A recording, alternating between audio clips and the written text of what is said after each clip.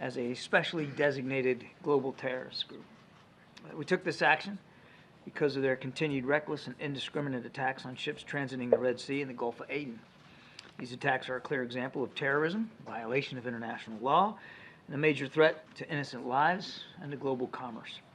Now, just a couple of points. First, today's designation targets the Houthis, not the Yemeni people. The United States remains the world's leading donor of humanitarian assistance for Yemen. We recognize that more than 15 million people in Yemen are still in desperate need of food, water, medicine, and we are taking a range of steps to ensure that these sanctions preserve the ability of aid organizations to be able to deliver all those much needed supplies. Second, this designation takes effect 30 days from now.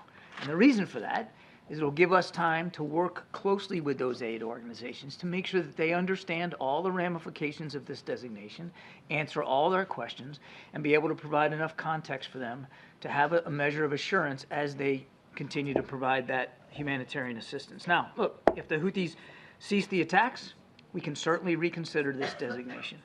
If they don't, as the President said, we will not hesitate to take further actions to protect our people and the free flow of international commerce. Matt? Thanks. John, can you talk a little bit about why the President decided not to redesignate the Houthis as a foreign terrorist organization, which obviously would have restricted some of that aid? Is it purely because of that humanitarian assistance piece? Yeah, you sort of answered the question. This particular designation gives us more flexibility, but it also gives aid organizations a higher level of comfort that they'll be able to provide this assistance without running afoul of sanctions.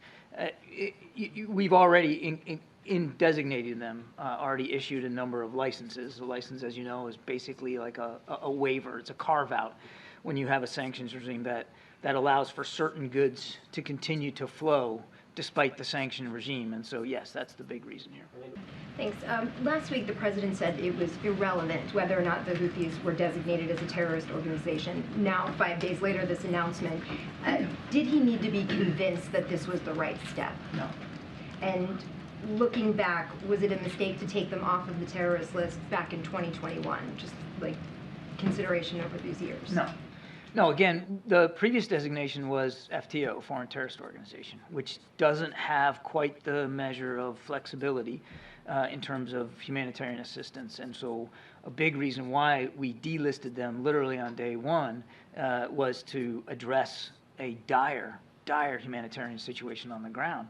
And as I said today, it remains dire in many cases. The Houthis are more concerned about getting weapons and capabilities and attacking ships in the Red Sea than they are about helping to look after the Yemeni people. And a quick question on Iran's foreign minister who spoke at Davos earlier today. He said the security of the Red Sea is tied to the developments in Gaza, and everyone will suffer if Israel's crimes in Gaza do not stop. He basically warned that all fronts will remain active until then. Do you have a response to that?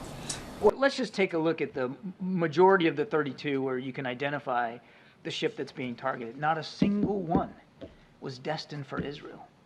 They were all destined for other ports with other bits of commerce. So the whole argument that this is about the war in Gaza, I mean, they're just driving a stake through a straw man. There's nothing there.